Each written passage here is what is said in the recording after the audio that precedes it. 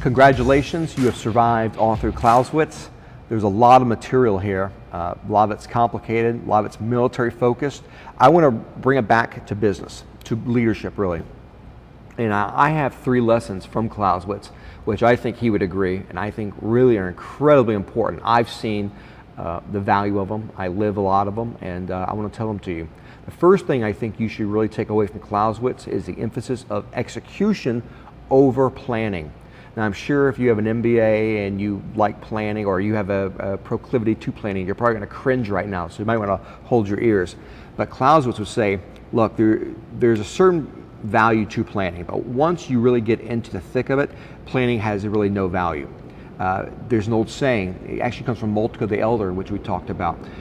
Strategy goes out the window after the first shot is fired. And the idea is, once you make a deliberate, really detailed plan, and you actually come face to face with people, unpredictable creatures.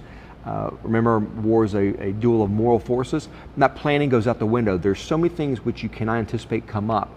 So Clausewitz will say, look, don't waste your time planning. If you got to do some planning, plan for the front load it, meaning get everything ready to that starting line. And once you're at the starting line, you have to be willing to improvise, and improvise hard. And this comes to the second element, is leadership. Leadership is not just about taking care of people. It's about accomplishing the mission, actualizing a vision in the most constructive means possible. It means being able to make decisions, situational decision making, in the spirit of a strategy versus the actual letter. Meaning, even if your strategy does not dictate you must do these specific tasks, if the opportunity comes up and they need to be done, you have to do them. You have to improvise. You actually have to go above and beyond what the strategy entails, but still acting within the spirit of the strategy. And I mentioned leadership because you are dealing with people, and you're going to have to be able to negotiate different obstacles. You have to manage people and resources to get everyone across to that end goal in the most constructive means possible. Now, this is leadership versus management. You're not really necessarily focused on process, making sure A, B, and C gets done, but it's improvisation. It's making up as you go within the broader framework of a strategy.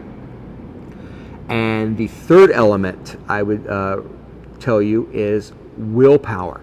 There is an extraordinary focus on willpower in Clausewitz's writings, and obviously that's a remnant of the Romanticist period. But it's incredibly important. There's a quote by Napoleon, and that quote is, "The moral is to the physical as 3 to 1. And what that means is, the moral, the psychological, is 3 times the equivalent of actual resources against you. So if you have an army of 1,000, and they have that fire, that determination, that willingness to win, to do what it takes to win, and they're fighting an army 3 times their size, Napoleon, even Clausewitz would tell you, they're equal. But you would always put it on the people who have the willpower to drive forward. So you have to have that willpower. You have to really demonstrate that things can be done despite the fog of war, the friction.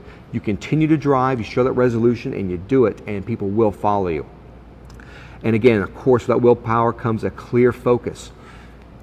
Focus on what you need to focus on, no more, no less, and aim for a decisive victory.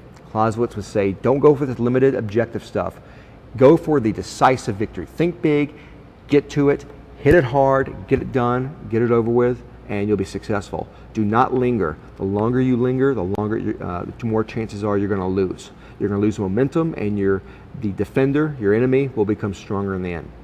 So saying that, I hope you enjoyed Clausewitz. If you did, please hit like and share it with your friends, comment. And if you want to hear more, please give me some recommendations.